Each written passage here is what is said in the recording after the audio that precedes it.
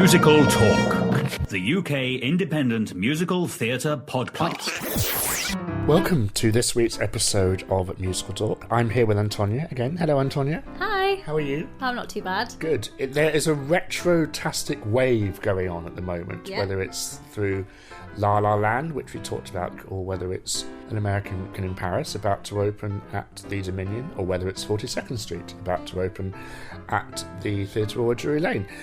Tonya and I are here to discuss the history of the Hollywood musical. We've talked about elements of film before on the podcast, but we've never really delved into the trends and the styles and what differentiates each decade and the patterns that emerged. And we've had a really fun time researching this subject, haven't we? Yeah, it's been really interesting. It kind of evolved out of an idea I had going on the Musical Talk Facebook page, didn't it? Yes. So if you go over to the Musical Talk Facebook page, you'll see that every single day of the year so far, we've had a musical theatre fact for every single day. I've spent all of New Year's Eve and New Year's Day looking through, you know, all the archives and databases of musical theatre to find a musical theatre fact for every single day. It's a party girl, this one. Yeah, you see what I do for you listeners. If you go over to the Musical Talk Facebook page, you'll see that each post basically has the hashtag Musical Talk Time Machine, and you'll know that's the post you're looking out for. And we've covered some really big names, haven't we, so far in January. So we did an entire month, we didn't miss a day. And we had facts of Audrey Hepburn, we had Trevor Nunn was born in January, we had loads of lists of musicals. Matthew Bourne. And something recently that went up, interested you, that our dear friend Dominic McChesney put up, a sequel to The Boyfriend. I know, I had no idea that Sandy Wilson wrote a sequel to The Boyfriend. Not the fiancé, or the husband, or the divorcee, or the gay divorcee, or the gay divorce, or whatever. It's called Divorce Me Darling, isn't it? That's really interesting, you see? We've learned something new from doing this experiment. So yeah, if you go over to the Musical Talk Facebook page, you can check that out, what we've been up to, and hopefully, fingers crossed, we'll have a fact for every single day of the year. Yes. Don't kill us if we don't. Yeah, we'll try. I mean, I think we've done about I've done about 3/4 of the year so far, just about. Hopefully we'll have a fact for you every single day of the year, so go and check it out. Please do. Musical Talk is on Facebook at facebook.com/musicaltalk. La La Land is a big thing at the moment. 14 Academy Awards. We talked about it at length with Michael. I'm sorry if some of you didn't agree with my views. If you have views of your own that you want to share with us, do let us know. Send us an email with an audio review. Send us a written review, and we'll read it out. It's certainly a topic we're going to keep looking at, because it is nice to see, and this is where we left our discussion on it. It is nice to see the musical coming into the foreground again, isn't it? Yeah, I think it's fantastic that a musical is nominated for that many Oscars this year. I think it's really great. I mean, we haven't seen that since Chicago won Best Picture in 2003.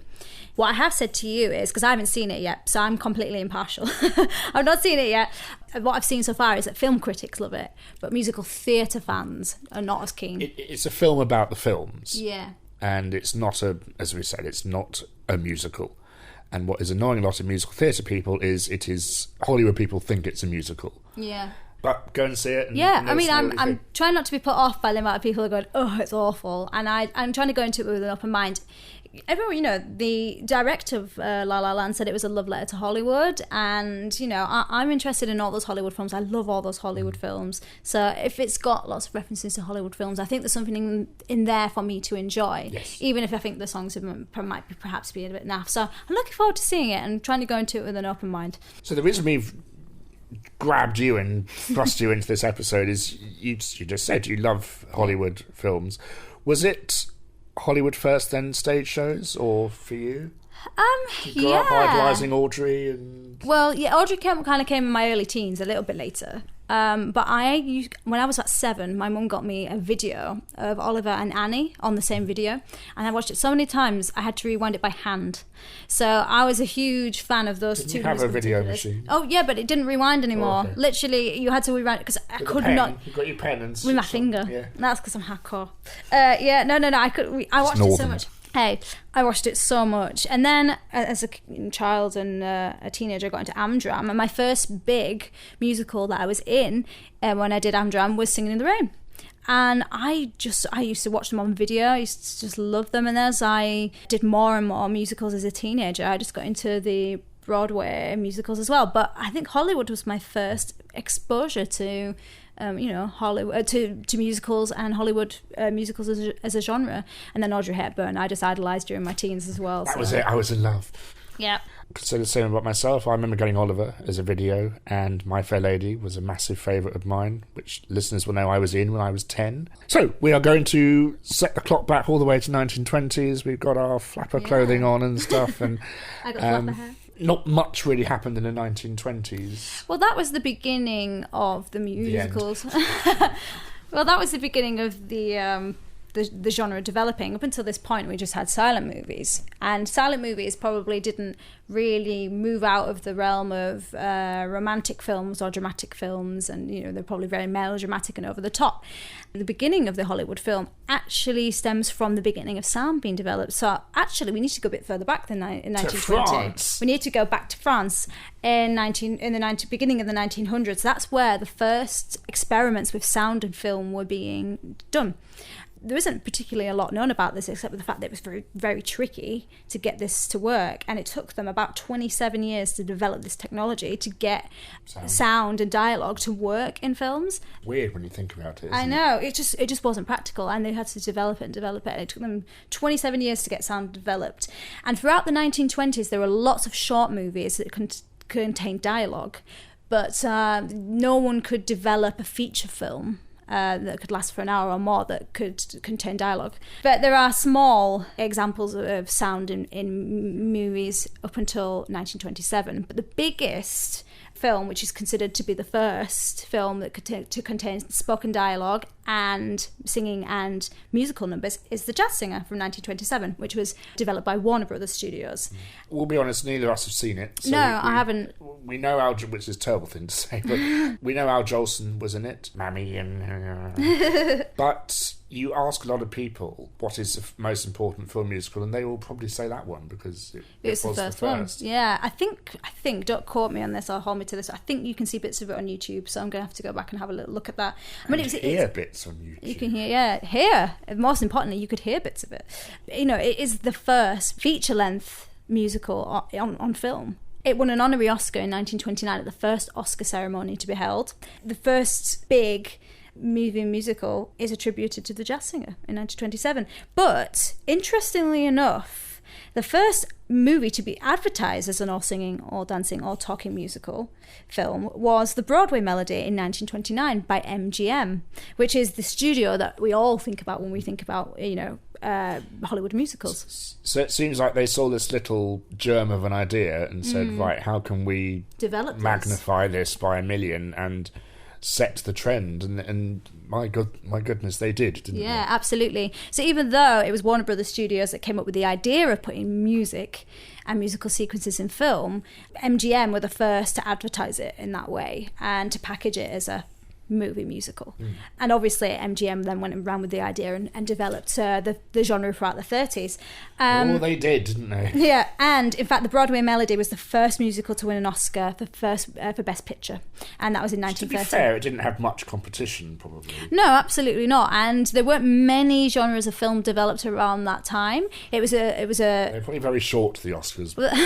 Possibly, I don't really know. Best film, good night. Welcome to the end. Kind of makes sense that the first films with sound would also contain music, because they were pushing the boundaries and trying to discover what they could actually do with sound. And also musicals were the big popular art form at the time. Yeah, absolutely. If you think back to the time, a lot of popular music at the time would have been the hits from Broadway, and jazz was a big thing. So it doesn't surprise me that The Jazz Singer was a good subject for the first musical film, because it was huge. So that would make sense now that the studios would now poach all the talent from Broadway. Absolutely. To go over to lure them over to the golden delights of Hollywood. Yeah, at the beginning of the 30s, you see loads of Broadway composers flocking to Hollywood, and tons of Broadway stars who would become huge Hollywood stars.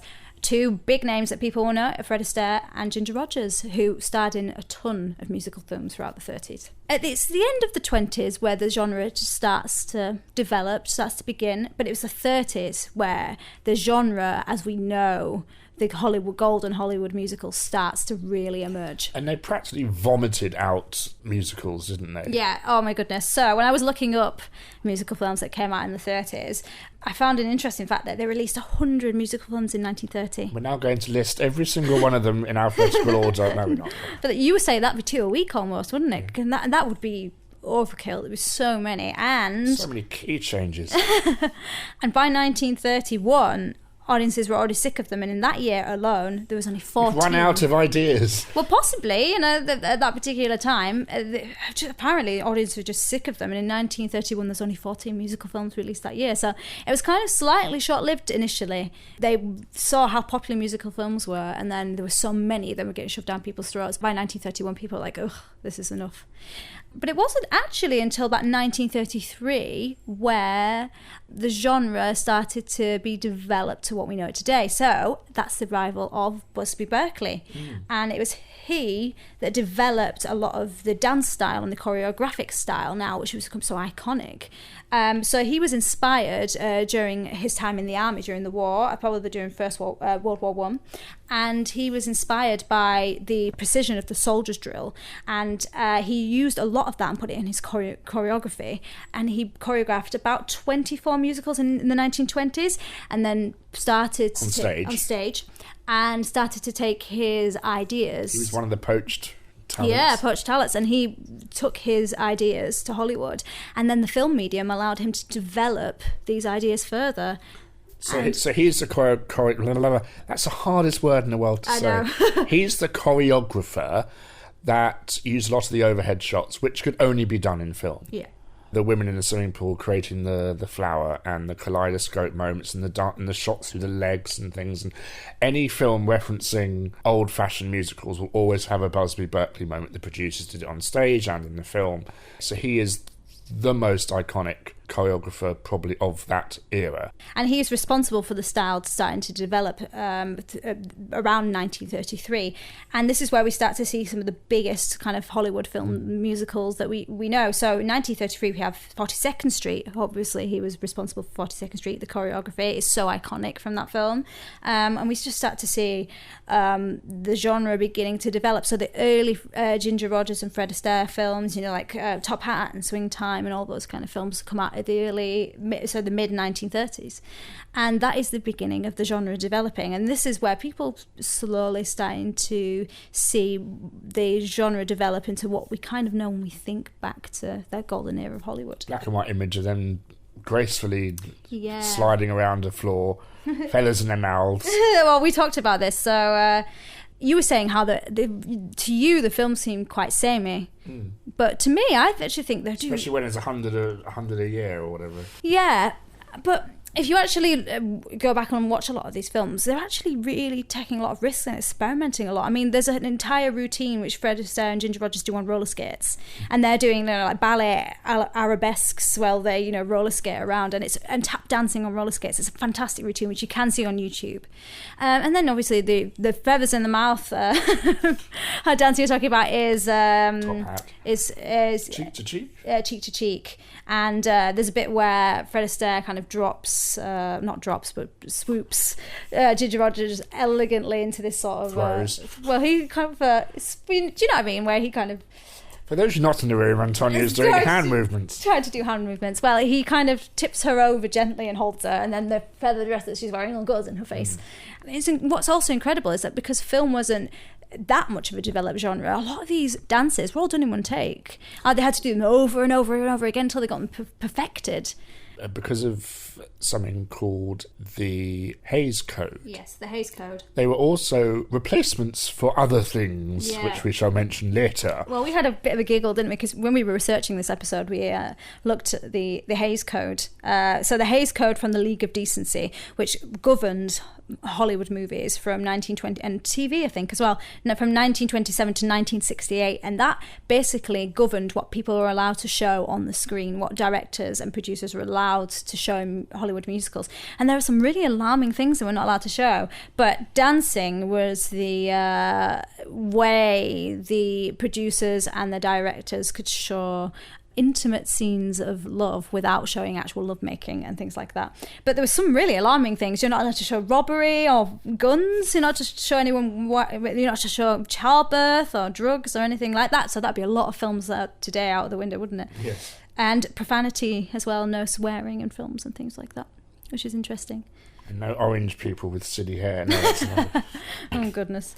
But yeah, all the way up to 1968. That's fascinating. Yeah, it really is. And you can see, actually, you can probably actually see when we get to the 1960s and 70s why certain musical films only happened then, because of the Hays Codes was in just governing everything and making things difficult. Shivering with anticipation. Yes. I'm going to pause this conversation because right now we're going to go right up to the present, and Michael Gordon Shapiro is going to tell us about Newsies, which he saw at the cinema last weekend. Not the film Newsies, the musical, the stage musical filmed for the cinema that played for one weekend only around the world.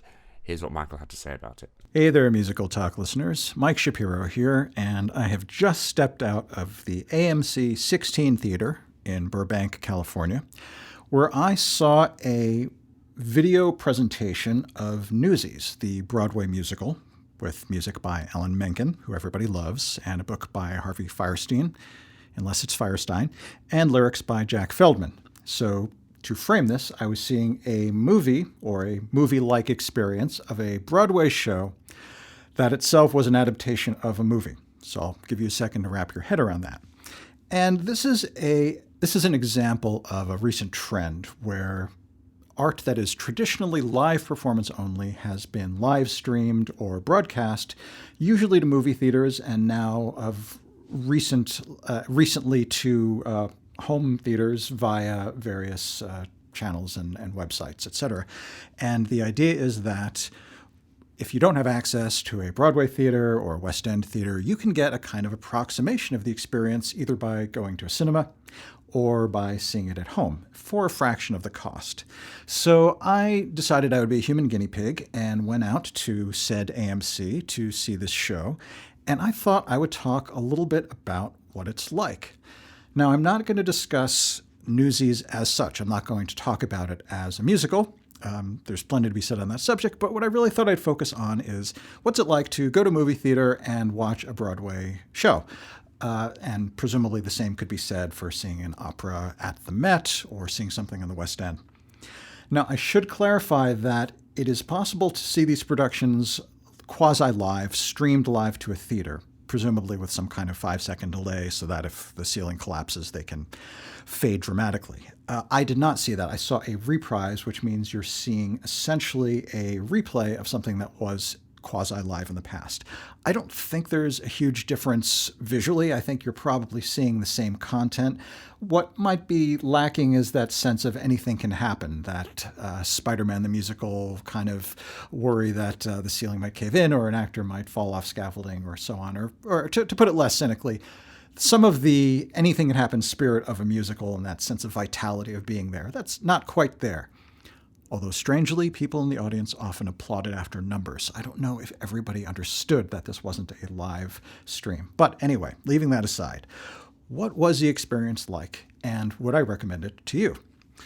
Let me open with a couple of small details about the experience, and then I'll tackle the big question, which is this worth doing? A couple of interesting things about seeing a musical in a movie theater. One is that the seating is probably a lot more comfortable than what you would get in a Broadway theater or most theaters, really. It's big, spacious bucket seating in the cinema. The rake or the slope of the seats is very steep compared to what's traditionally found in a theater. This means that if the person in front of you is wearing an Abraham Lincoln-style stovetop pipe hat, you're going to be able to see just fine. It doesn't matter. So you get a great view. Obviously, you're watching a big screen and you're not squinting across a dozen rows of seats to see the stage. And obviously, you're paying a fraction of the cost for what you'd pay otherwise. I think my tickets were $25 thereabouts, and parking was free.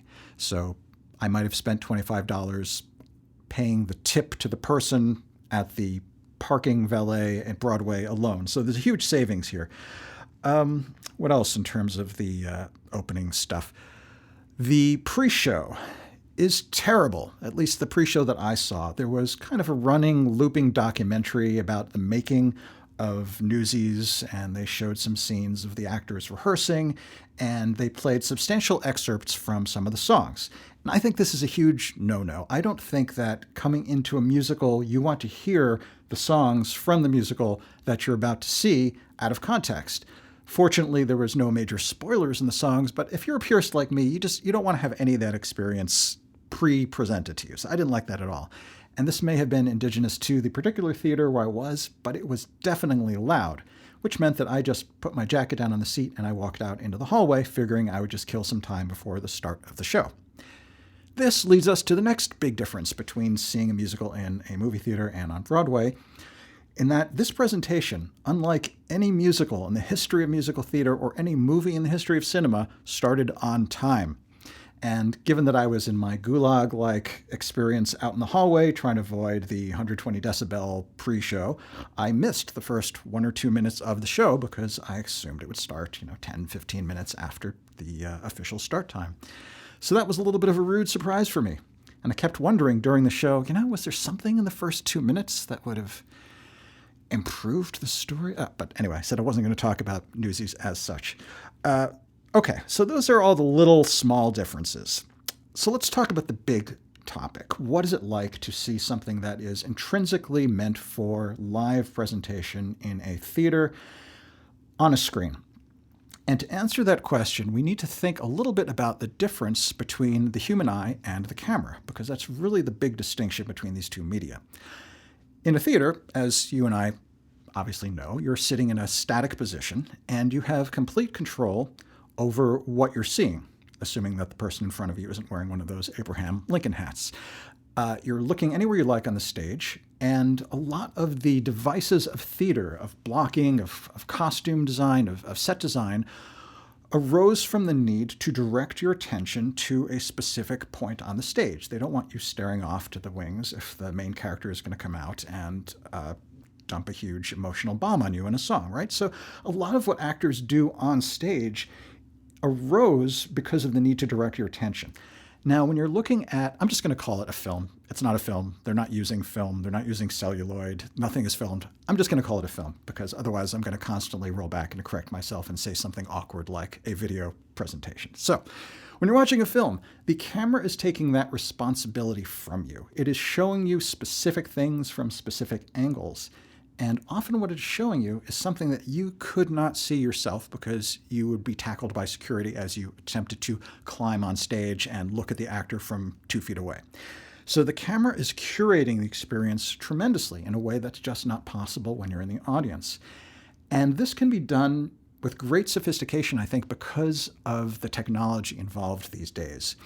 In the most primitive form, you could imagine an experience like when you smuggle your iPhone into your nephew's junior high school presentation of Bye Bye Birdie, and you film the whole thing from a seat, and it's very static, and you're looking at whoever happens to walk across your field of vision. That would be a very, very crude simulation of what it's like to sit in a theater.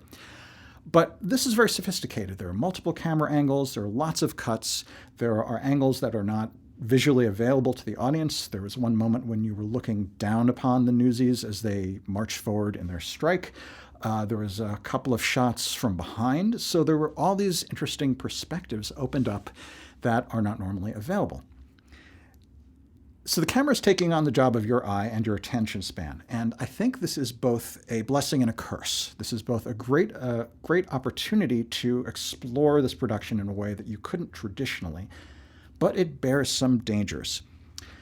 With power comes great responsibility, as Spider-Man teaches us. So here's the problem. If there's too much production, if there are too many cuts, too many angles, if it's too slick, if it's too well produced, we stop perceiving it as a show. We slip out of the mindset of someone seeing a stage musical, and we start to see it as if it were a movie.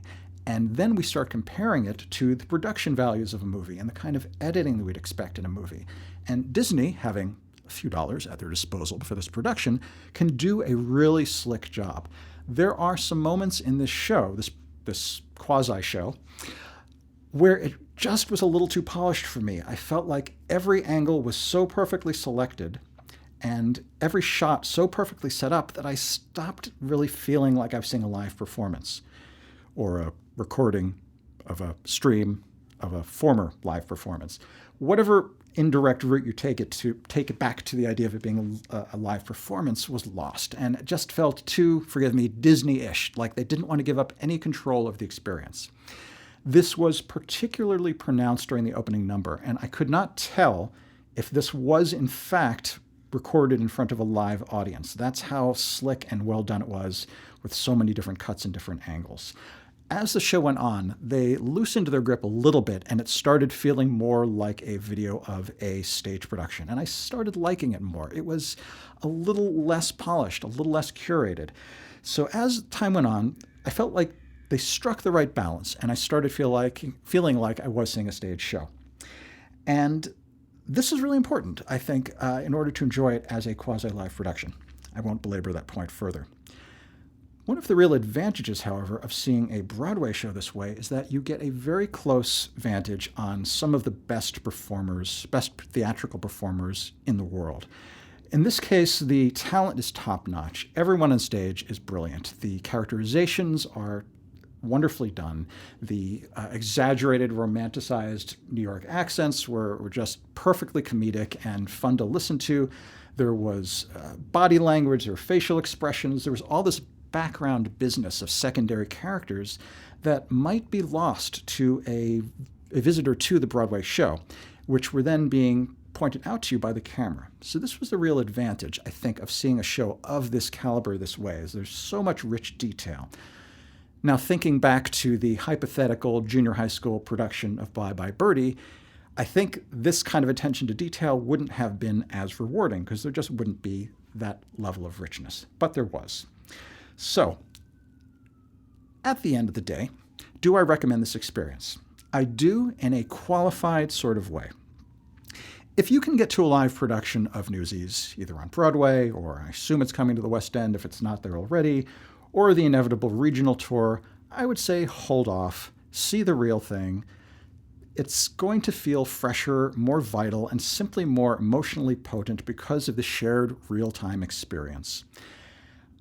I think in the end, we're all fans of live performance because of this je ne sais quoi, this kind of energy, this sense of companionship with the performers and the show as a living, breathing entity, and that cannot be replaced even by a live stream. However, if you don't have ready access to a major theater center, if you can't see one of the headliner productions, if you don't imagine that the regional tour is going to be coming through your city and you have no real way to see the show, or if the idea of slapping down $140 for a ticket is beyond your ken, then I would say, okay, yeah, go ahead. Head on down to the Burbank AMC 16 and catch one of these productions of Newsies or Goddard Amberong if that comes around to the Met or whatever else. It is an interesting hybrid form that presents some of the qualities of seeing a show like this to an audience that might not otherwise have the opportunity. And if that's a wishy-washy kind of answer, well, it's an honest one. I liked aspects of it a lot, and it's certainly fun to do once just to see what it's like. This is Mike Shapiro, signing off. So there you go. It's really interesting to see how the trend of putting live performances in cinemas has become so popular now, and we're glad that Disney decided to do that with Newsies to open it up to a wider audience. I'm going to hand you back now to the discussion that Antonia and I had about the earlier times of the Hollywood musical. While we were talking about choreography, we should probably talk about Hermes Pan. You should, yeah. Yeah, I should. You never heard of? Who I'd never heard of, because I was sure that someone did collaborate with Fred Astaire, but I didn't actually know his name. So Fred Astaire worked with Hermes Pan to develop these really famous dance routines, the ones I'm talking about, where they're roller skating around and tap dancing on roller skates. And it was Hermes Pan and Fred Astaire which collaborated and came up with these wonderful routines where they mix styles of ballroom and tap and jazz together and to create interesting things which people have never seen on film. Hermes Pan probably came up with the routine with Ginger Rogers in the feather dress because he worked on Top Hat and Shall We Dance and loads of the films in the 1930s. It's hard to know what he came up with and what Fred Astaire came up with, as with all good collaborations. Absolutely. The line kind of blends. Yeah, absolutely. An unsung hero. Well, yeah, or possibly. undanced, you could say. Undanced hero. And Fred Astaire was hugely popular with everyone because he combined lots of different influences in his dance routine. So, took a lots of inspiration from the African American community and what was going on in the 1930s with regards to styles, and just put them all in his routines and really influenced everyone and appealed to everybody. So some of the big musical films from that era, should we read some out so that people can kind of know what they're meant to be picturing? So 1933, we have 42nd Street. 1935, we have Top Hat. Swing Time in 1936. 1937 is Shall We Dance? And that is the film that contains the famous roller skating dance number. Really go check it out, it's wonderful. And at the end of the 1930s, we get The Wizard of Oz, which is the first live action film to contain Technicolor. Now, I have to tell you my really interesting Technicolor fact here. I was reading Carrie Fisher's autobiography, and there's a bit where she's talking to a makeup artist when she's on the set of Star Wars, and apparently the makeup had to be very specific when they were in Technicolor, and their skin almost had to be slightly grey because of the way it came out in the film at the end. So the foundation and the skin was ever so slightly grey, so when it came out on the screen at the end, it looked the right colour in Technicolor. Well, the rain in Singing in the Rain, was it milk? It was milk mixed with water, yeah, so that it could appear and be seen on the screen properly. But it's an interesting fact about the makeup had to look a certain colour so that when it was developed and when Technicolor was being developed, it would look a certain way, otherwise it wouldn't look right. We should also talk about Disney here, I think, shouldn't we? The biggest producer of film musicals. One of the biggest, yeah. I will say that, as we said before, the longest running producer of film musicals, or musicals in general, with Beauty and the Beast, Redux coming out in a few months. It's interesting how Walt jumped on the bandwagon and said, I see these popular musical talkie films. So by the end of the musical talkie. Let's do an animated. That's absolutely right. So by the end of the 1930s, this style developed and captured everyone's imagination, and Walt Disney just jumped on it and thought, right, can we do this in animation? So it had developed in live action films, and then he was like, let's see if we can do this in animation. And the first fully animated feature musical film is Snow White and the Seven Dwarfs. Very famously, the singer that voiced Snow White was paid very little for her singing in the film, and apparently it was written into her contract that she wasn't allowed to do any other film work because Walt Disney wanted her voice to only be the voice of Snow White, and so slightly limiting her career there. I know I think she worked as an opera singer, she worked on stage, but she wasn't allowed to work in film. So then the style has developed. We have this huge explosion of musical films which become incredibly popular with the movie-going public, and we get the golden era of Hollywood now, the 1940s and 50s, which was a huge time in Hollywood for... Bit of a pause though, speaking of explosions. There was a bit of a gap, wasn't there? Yeah, there is actually. When we were looking at musical films from the era, lots of the big films didn't, would come out to about 1944 and... when they were needed as well, because... Absolutely. Things like La La Land are very popular now because of the state of the world. Things like Hairspray are very popular because it was post 9/11, and the early musicals are popular because it was post-Depression, and so there's a trend of having a kind of bad, sour time and then bombarding everyone with musicals. Yeah, all things to make it continue. Smile. More bad absolutely. Times. That's the thing. So some of the really big films from the golden era came out after the war because people just needed complete escapism, didn't they? So yeah, beginning of the 1940s and 50s, the style again just takes... this style which has developed, and what we already have is the musical film with lots of dance numbers and but also big stars. Showboat had opened on Broadway, and that had changed the kind of writing style of these shows. Yeah. So what the style of the Hollywood musical then changes again. So it's developed, and we have the film musical and it exists. But then by the beginning of the 1940s, people are still thinking, what can we do with this? It's slightly different, which is going to capture people's imagination. And a lot of this was down to Arthur Freed, who basically did a lot of work uncredited on The Wizard of Oz. And he did such an amazing job that MGM hired him, and he had his own unit, the Freed unit, on the MGM lot, and he is responsible for shaping the careers of some of the biggest stars in Hollywood. We're talking Gene Kelly, we're talking Frank Sinatra, Ann Miller, Sid Charisse, Judy Garland, all these people Debbie were Reynolds. nurtured. Demi Reynolds. All these people were nurtured by Arthur Freed And Frank Sinatra. Yeah, Frank Sinatra. Well, if everyone knew him for, you know, obviously his popular music, but he was probably, it was because of Arthur Freed he was able to transition over to Hollywood as well and become a Hollywood star. Although his career waned slightly towards the end of the 50s, and he came back later on when he won his Oscar for what was it?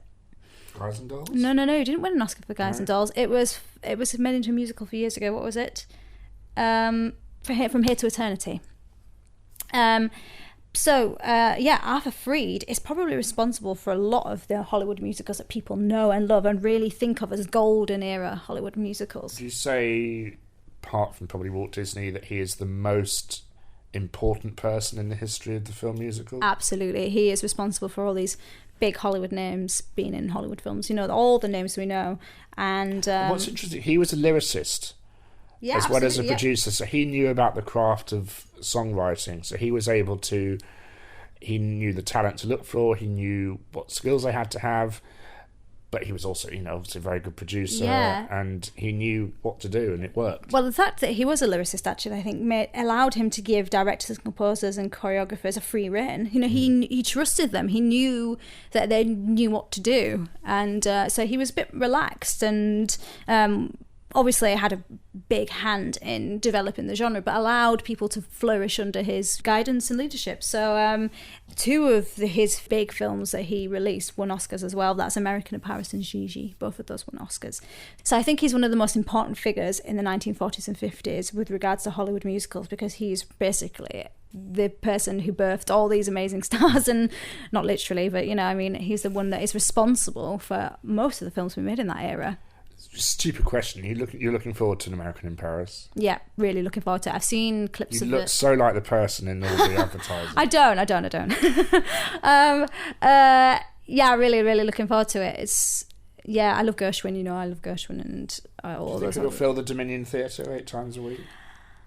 That's an interesting question, actually, because I think people are used to seeing that theatre being used for those really big musicals, like We Will Rock You and The Bodyguard or whatever. But Beauty and the Beast. But why not? Why can't it fill the Dominion Theatre? I think it's one of those. That'd be great. I mean, you think about some of the big songs from that. I think it'll be big enough to fill it. I'm really excited, and it looks gorgeous. I've seen some of the clips, the choreography, the costumes, the sets, everything just looks stunning. And really funny that the advertising is so similar to the La La Land poster. I think La La Land is similar to An American in Paris. Yeah, probably. I don't know. That's interesting. They are really, really, really similar. Actually, that's interesting. Yeah. So all these films. What big films? What big films? So in 1944 we have Meet Me in St. Louis. We have Anchors Aweigh with Gene Kelly in 1944. 1948 Easter Parade. 1949 On the Town. 1951 American in Paris, which won the Best Picture Oscar. 1952 we have Singing in the Rain. Now this is really interesting because it's depicting the history of the Hollywood musical so far, and we have mentions of the jazz singer, and the Broadway melody is mentioned. It is an entire song called the Broadway Unit. There's an entire song called the Broadway melody in the and do you think they got so comfortable with the art form now that they were able to make reference to that? I think so, because people would have known what they were talking about, you know, what they were referencing.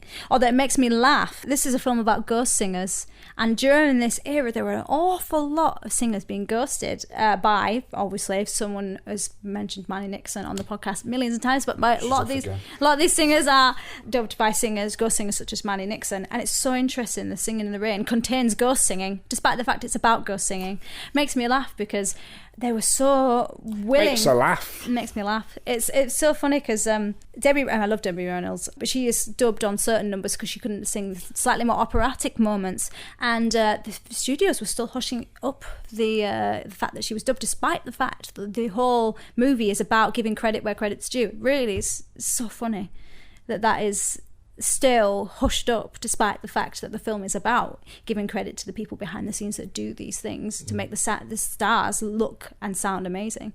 So that's an interesting fact about Singing in the Rain. 1953 we had The Bandwagon. 1955 we have Guys and Dolls.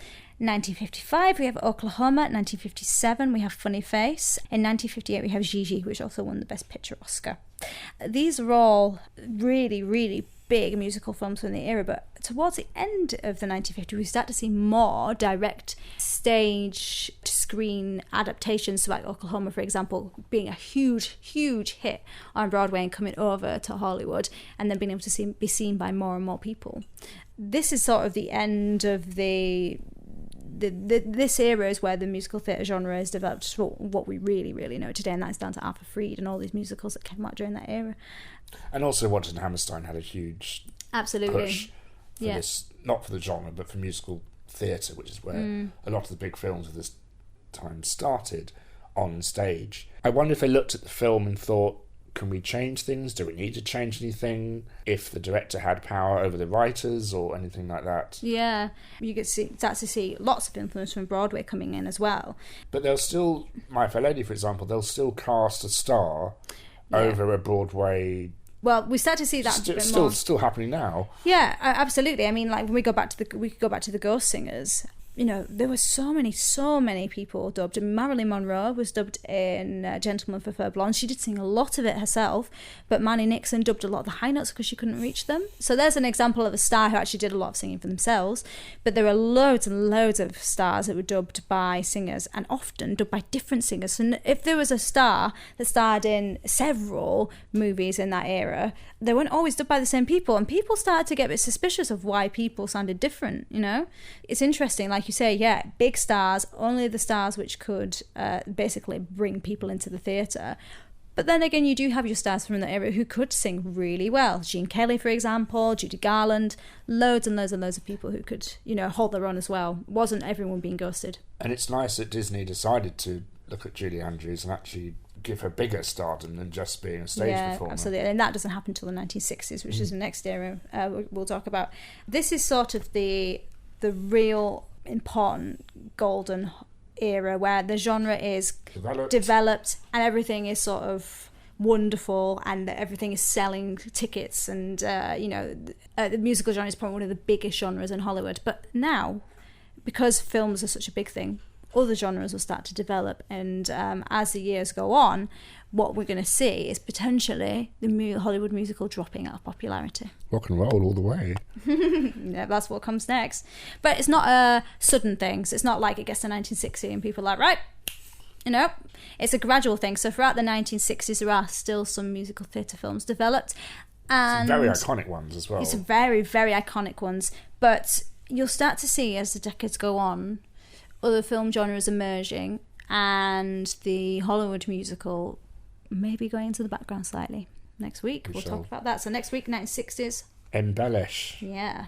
Thank you very, very much, Antonia. You're welcome. Your Hopefully work I've not talked No, you too talked much. enough. Thank you very, very much. You're welcome. And once again, please do go to Facebook and check out the Musical Talk Time Machine, and also on Twitter at twitter.com/musicaltalk. If you have any questions or concerns or comments, email Thos at thos@musicaltalk.co.uk, or myself at nick@musicaltalk.co.uk, or you can email Splat. Splat. She might not reply. Yeah, she's not so interested. Splat the cat. And we have every episode ever of Musical Talk on iTunes, of course, and musicaltalkpodcast.weebly.com. This has been a production of Musical Talk, copyright 2017. Thank you very, very much, Antonia. You're welcome. See you next week. Bye. 1944, Meet Me in St. Louis. Hang on. Louis. I can't talk today. So. Wishes. Do it better than I can. Crazy vibrato. Everyone hates that.